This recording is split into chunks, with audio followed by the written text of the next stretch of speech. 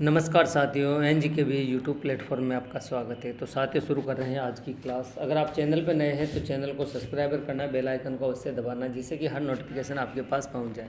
BSTC के exam नज़दीक हैं, तो साथियों आपको बीएसटीसी के शिक्षण अभिवृत्ति एवं अभिरुचि, साथियों अभिवृत्ति हो या अभिरुचि सेम है के से संबंधित क्वेश्चन में जो अपलोड कर रहा हूँ आपकी एग्ज़ाम के लिए बहुत ही फ़ायदेमंद होंगे, उपयोगी होंगे। तो शुरू करते हैं आज का ये टेस्ट। पहला क्वेश्चन है आपके लिए कि निम्न में से कौन सी शिक्षण सामग्री प्रक्षेपित सामग्री है। साथियों समझना क्वेश्चन को, निम्न में से कौन सी शिक्षण सामग्री प्रक्षेपित सामग्री है। तो ब्लैक बोर्ड है, डाइस्कोप हैं, चित्रावली हैं या फिर ग्लोब है। तो आंसर क्या होगा साथियों? आंसर होगा आपका एपीडाइस्कोप आपका आंसर होगा सर। ठीक है साथियों, अगला क्वेश्चन शुरू करते हैं कि शिक्षण सहायक सामग्री का उपयोग शिक्षण में क्यों किया जाता है। शिक्षण सहायक सामग्री का उपयोग शिक्षण में क्यों किया जाता है? शिक्षण को रोचक बनाने के लिए या सीखने को रोचक बनाने के लिए। ऑप्शन बी, विद्यार्थियों को उनकी समझ के स्तर के अनुरूप पढ़ने के लिए या पढ़ाने के लिए, विद्यार्थियों का ध्यान पढ़ाने पर केंद्रित करने के लिए या पढ़ने के लिए, विद्यार्थियों को एकाग्रचित्त बनाए रखने के लिए। तो आपका आंसर क्या होगा साथियों? आपका आंसर होगा विद्यार्थियों को रोचक बनाने के लिए, जो विद्यार्थी सीखते हैं और सीखने को रोचक बनाने के लिए। तो आपका आंसर होगा क्या होगा? अगला प्रश्न देखते हैं। सीखने की प्रक्रिया के दौरान विद्यार्थियों के मनोमस्तिष्क पर सर्वाधिक प्रभाव किसका पड़ता है। साथियों क्वेश्चन को समझना कि सीखने की प्रक्रिया के दौरान विद्यार्थियों के मनोमस्तिष्क में सर्वाधिक प्रभाव किसका पड़ता है? चार्ट्स और मानचित्र का, ब्लैक बोर्ड पर पढ़ाने का, या श्रव्य फिल्म प्रोजेक्ट का, या अर्थपरक मौखिक व्याख्या का। तो साथियों आंसर क्या होगा? आंसर होगा ब्लैक बोर्ड पर पढ़ाने का प्रभाव सबसे ज़्यादा पड़ता है। तो आपका आंसर होगा ब। अगला प्रश्न देखते हैं साथियों। अध्यापक शिक्षक सहायता सामग्री का प्रयोग क्यों करता है? अध्यापक शिक्षक सहायता सामग्री का प्रयोग क्यों करता है? क्योंकि वह प्रयोग करने के लिए ही बनी है, समय प्रबंध हेतु, विद्यार्थियों का ध्यान आकर्षित करने के लिए, या अध्यापन को रोचक और अधिक ग्रहण करने योग्य बनाने के लिए। आंसर क्या होगा? तो साथियों अध्यापक शिक्षक सहायक सामग्री का प्रयोग करता है। क्यों करता है? क्योंकि अध्यापन को रोचक और अधिक ग्रहण करने योग्य बनाने के लिए। ठीक है साथियों, तो आपका आंसर होगा द। अगला क्वेश्चन, रेडियो की तुलना में टेलीविज़न का श्रेष्ठ टीचिंग एड है क्योंकि। साथियों रेडियो की तुलना में टेलीविज़न एक श्रेष्ठ टीचिंग एड है क्योंकि टेलीविज़न अधिक लोकप्रिय है। टेलीविज़न में ध्वनि और दृश्य दोनों का संगम है। इसमें सजीव प्रसारण होता है। यह 24 घंटे उपलब्ध रहती है। तो आपका आंसर क्या होगा साथियों? आपका आंसर होगा क्योंकि टीवी पर जब टेलीविज़न देखते हैं तो उसमें ध्वनि और दृश्य दोनों का संगम होता है। तो आपका आंसर होगा ब। अगला प्रश्न, निम्न में से किस कारण से रेडियो की तुलना में टेलीविज़न को श्रेष्ठ टीचिंग एड माना गया है? टेलीविज़न को श्रेष्ठ टीचिंग एड माना गया है क्यों? श्रेष्ठ माना गया है, क्यों माना गया है? क्योंकि छोटे बच्चे इसे अधिक पसंद करते हैं। यह संपन्नता का प्रतीक है। इसमें 2 इंद्रियों को प्रयुक्त करने या करना होता है, जिसमें विषय वस्तु की ग्राह्यता रेडियो की तुलना में अधिक होती है। उत्तर देने के लिए सामग्री पर्याप्त नहीं है। तो आपका आंसर क्या होगा? आपका आंसर होना चाहिए साथियों स। इसमें 2 इंद्रियों को प्रयुक्त करने होता है या करना होता है, जिससे विषय वस्तु की ग्राह्यता रेडियो की तुलना में अधिक होती है। तो आपका आंसर होगा स। अगला प्रश्न देखते हैं। शिक्षक दृश्य टीचिंग एड्स को प्रयुक्त करके सीखने को निश्चेष्ट बनाता है, त्वरित बनाता है, जटिल बनाता है या रोचक बनाता है। तो साथियों आंसर क्या होगा? शिक्षक दृश्य टीचिंग एड्स को प्रयुक्त करके सीखने को क्या करता है? निश्चेष्ट बनाता है, त्वरित बनाता है, जटिल बनाता है या रोचक बनाता है। तो अब साथियों हमेशा शिक्षण सहायक सामग्री से, टीचिंग एड से विषय वस्तु रोचक बनती हैं, सरल बनती हैं ठीक है, तो आपका आंसर होगा द। अगला प्रश्न, टीचिंग एड के बारे में निम्न में से कौन सा कथन सत्य है? कौन सा कथन सत्य है? टीचिंग एड्स विषय वस्तु को लंबे समय तक विद्यार्थी स्मरण रखने में सहायक है। इसमें अवधारणाओं को रटने में आसानी होती है। इसमें पठन पाठ रोचक हो जाता है। उपयुक्त सभी। आंसर क्या होगा? क्या होगा? टीचिंग एड के बारे में निम्न से कौन सा कथन सत्य है? यहाँ पूछ रहे हैं सत्य है, तो आंसर एक बार ऑप्शन और बोल रहा हूँ। टीचिंग एड विषय वस्तु को लंबे समय तक विद्यार्थी स्मरण रखने में सहायक है। इसमें अवधारणाओं को रटने में आसानी होती है। इसमें पठन पाठन रोचक हो जाता है। उपयुक्त सभी। तो साथियों आंसर होगा आपका टीचिंग एड्स यानी कि शिक्षण सहायक सामग्री या एड्स दिए जाते हैं, विषय वस्तु को लंबे समय तक विद्यार्थी को स्मरण रखने में सहायक होते हैं। तो आपका आंसर होगा अगला प्रश्न, शिक्षक द्वारा कक्षा में निर्देशात्मक सहायता सामग्री या सहायक सामग्री का प्रयोग क्यों किया जाता है? शिक्षक द्वारा कक्षा में निर्देशात्मक सहायक सामग्री का प्रयोग क्यों किया जाता है?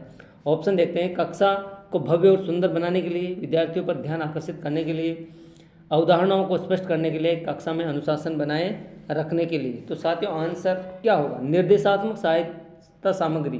तो आपका आंसर होगा सर अवधारणाओं को स्पष्ट करने के लिए, क्योंकि जो भी अवधारणा होती है उनको स्पष्ट करने के लिए निर्देशात्मक सहायक सामग्री का प्रयोग किया जाता है। निम्न में से किस टीचिंग एड के लिए एक कहानी की आवश्यकता होती है? कौन सी टीचिंग एड है? साथियों समझना कि कौन से टीचिंग एड के लिए कहानी की आवश्यकता होती है। चार्ट की, कठपुतली की, डेमोस्ट्रेशन की या पोस्टर की, किसकी आवश्यकता होती है? तो साथियों हमेशा टीचिंग एड में कहानी की आवश्यकता होती है। कठपुतली की, कठपुतली की आवश्यकता होती है। कठपुतली में कहानी की आवश्यकता होती है। अगला प्रश्न देखिए, तस्वीरों, टेक्स्ट्स एंड मैसेज, वीडियो आदि के रूप में सूचना दर्शाने के लिए ऑनलाइन बुलेटिन बोर्ड के सृजन हेतु निम्न में से किस टूल का प्रयोग किया जाता है? साथियों क्वेश्चन थोड़ा सा समझने की बात है क्वेश्चन पे, कि तस्वीरों, टेक्स्ट्स, वीडियो आदि के रूप में सूचनाओं दर्शाने के लिए ऑनलाइन बुलेटिन बोर्ड के सृजन हेतु निम्न में से किस टूल की आवश्यकता होती है? कौन सा टूल उसमें उपयोग किया जाता है? तो साथियों पहला ऑप्शन है पहेली, दूसरा है पैडलेट, तीसरा है स्क्रीन कास्टिफाई और चौथा है विंडोज।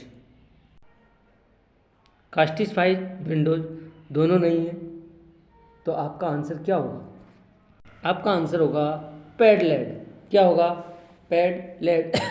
अगला प्रश्न देखते हैं, श्याम पट पर लिखते समय शिक्षक को किस कोण पर खड़ा होना चाहिए? क्वेश्चन एग्जाम में कई बार पूछा गया है कि श्याम पट पर लिखते समय शिक्षक को किस कोण पर खड़ा होना चाहिए? 30 डिग्री, 45 डिग्री, 90 डिग्री, 180 डिग्री। तो आपका आंसर होगा 45 डिग्री पे हमेशा शिक्षक को खड़ा होकर पढ़ाना चाहिए। तो आपका आंसर है ब। अगला प्रश्न, निम्न में से कौन सी प्रोजेक्ट एड नहीं है? प्रोजेक्ट एड नहीं है। Slide projector, black board, overhead projector व एपिडाइस्कोप। आंसर क्या होगा?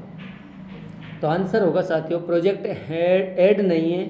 ब्लैक बोर्ड एक प्रोजेक्ट ऐड नहीं है, क्योंकि स्लाइड प्रोजेक्टर भी हैं, ओवरहेड प्रोजेक्टर भी हैं, एपिडाइस्कोप भी हैं, तो यहाँ पर ब्लैक बोर्ड नहीं है।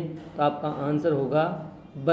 अगला प्रश्न, जानकारी प्रदान करने के लिए प्रयुक्त किए जाने वाले टूल में निम्न में से कौन सा एक ग्राफिकल टूल है? कौन सा एक ग्राफिकल टूल है? अवधारणा मानचित्र, पाठ्य योजना, पाठ सारांश एवं चित्र। तो आपका आंसर क्या होगा? साथियों आंसर आपका होगा अवधारणा मानचित्र। क्या होगा? अवधारणा मानचित्र। नेक्स्ट क्वेश्चन, निम्न में से कौन सी त्रिविमीय टीचिंग एड है? त्रिविमीय टीचिंग एड है black board, display board, still picture और मॉडल। साथियों कौन सी एड त्रिविमीय है? तो साथियों black board, display, still picture, model. तो आपका आंसर होगा मॉडल त्रिविमीय टीचिंग एड में आता है। आपका आंसर द होगा। अगला प्रश्न, निम्न में से कौन सा कथन सही नहीं है? सही नहीं है, क्वेश्चन को समझना। अध्यापक विद्यार्थियों के साथ शिक्षक का प्रभावी संप्रेषण संबंध है। अध्यापन और संप्रेषण एक दूसरे से स्वतंत्र हैं।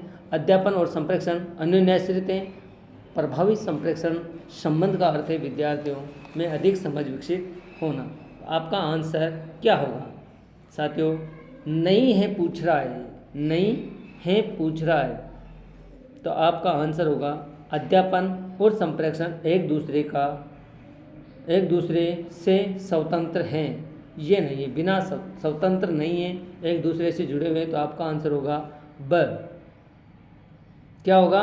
ब। अगला, पर्यवेक्षण या पर्यवेक्षक का स्वरूप क्या होना चाहिए? पर्यवेक्षक का स्वरूप क्या होना चाहिए?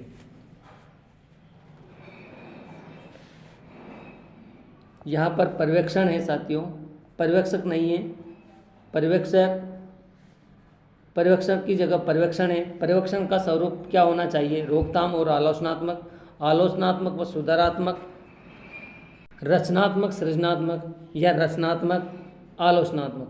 तो आपका आंसर होगा रचनात्मक व सृजनात्मक से आंसर होगा। ठीक है, नेक्स्ट क्वेश्चन, पर्यवेक्षण का कार्य, शैक्षिक पर्यवेक्षण का कार्य निम्न में से कौन सा नहीं है? क्वेश्चन साथियों,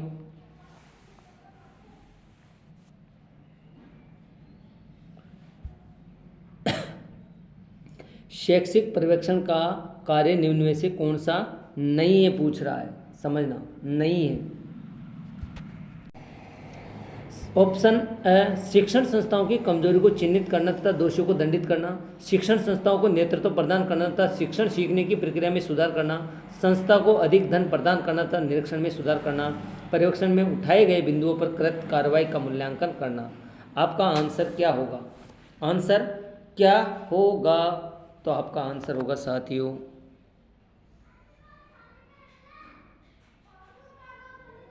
शिक्षण संस्थाओं की कमजोरियों को चिन्हित करना एवं दोषियों को दंडित करना। यह नहीं है, पर्यवेक्षण का कार्य नहीं पूछ रहा है, समझना, नहीं पूछ रहा है, नहीं है, तो दंडित करना नहीं है। बाकी सभी कार्य शैक्षिक पर्यवेक्षण का है, तो आपका आंसर होगा। साथियों, क्लास अच्छी लगे, क्वेश्चन पसंद आए, एग्ज़ाम के लिए उपयोगी हैं सभी क्वेश्चन, आप एक बार नहीं, 2 बार नहीं, 3 बार वीडियो को देखिए। अगर चैनल पर नए हैं तो चैनल को सब्सक्राइब करना, बेल आइकन को अवश्य दबाना, जिससे कि हर नोटिफिकेशन आपके पास पहुंच सके। ठीक है साथियों, और अपने दोस्तों को भी शेयर करना, कमेंट्स करके ज़रूर बताना क्लास कैसी है, कैसी रही। धन्यवाद। जय हिंद, जय भारत।